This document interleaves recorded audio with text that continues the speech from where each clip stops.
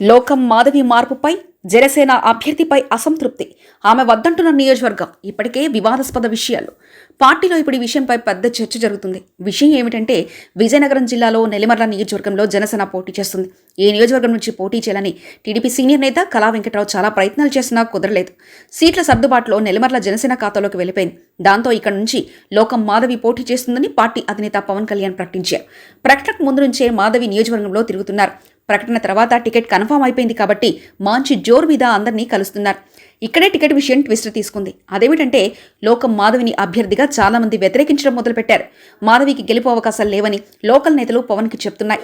జనసేన పోటీ చేయబోయే 24 నియోజకవర్గాల్లో ప్రకటించే 5 అభ్యర్థులను ఈ 5లో లోకం మాధవిపై ఇటు జనసేన అటు టీడీపీ నేతల నుంచి అభ్యంతరాలు పెరిగిపోతున్నాయి. ఇప్పుడు మాధవి విషయంలో సమస్య ఏమొచ్చిందంటే, ఆమె సామాజిక వర్గమే. ఎలాగంటే, మాధవిది బ్రాహ్మణ సామాజిక వర్గం. ఆమె భర్త లోకం ప్రసాద్ పశ్చిమ గోదావరి జిల్లాకు చెందిన కాపు. నెలలిమర్లలో ఓటర్లలో ఎక్కువ మంది బీసీ సామాజిక వర్గానికి చెందిన తూర్పు కాపులున్నారు. కాబట్టి మాధవికి టికెట్ ఇస్తే బీసీలు ఓట్లేరనే చర్చ 2 పార్టీల నేతల్లో బాగా జరుగుతుంది. అందుకనే మాధవిని వెంటనే మార్చాలని చాలా మంది నేతలు పవన్ దగ్గర గట్టిగా చెప్తున్నారట.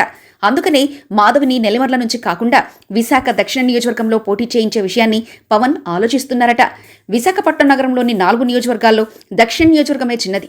ఈ నియోజకవర్గంలో బీసీలు బ్రాహ్మణ సామాజిక వర్గం ఓట్లు ఎక్కువగా ఉన్నాయట. గతంలో బ్రాహ్మణ సామాజిక వర్గానికి చెందిన ద్రోణంరాజు సత్యనారాయణ, ద్రోణంరాజు శ్రీనివాస్ గెలిచిన విషయం తెలిసిందే. సామాజిక వర్గాల కోణంలో నెల్లిమర్లలో పనికిరాని మాధవి విశాఖ దక్షిణ నియోజకవర్గంలో ఎలాగా పనికొస్తుందని నేతలు అనుకుంటున్నారో తెలియదు. పోనీ మాధవి ప్లేస్లో టికెట్ ఆశిస్తున్న నేతలు బాగా గట్టివారా అంటే అదీ కాదు. మరి అభ్యర్థిత్వం విషయంలో పవన్ ఏం నిర్ణయం తీసుకుంటారో చూడాలి. మరిన్ని కథనాల కోసం సబ్స్క్రైబ్ చేసుకోండి మీ అక్షర శిల్పం.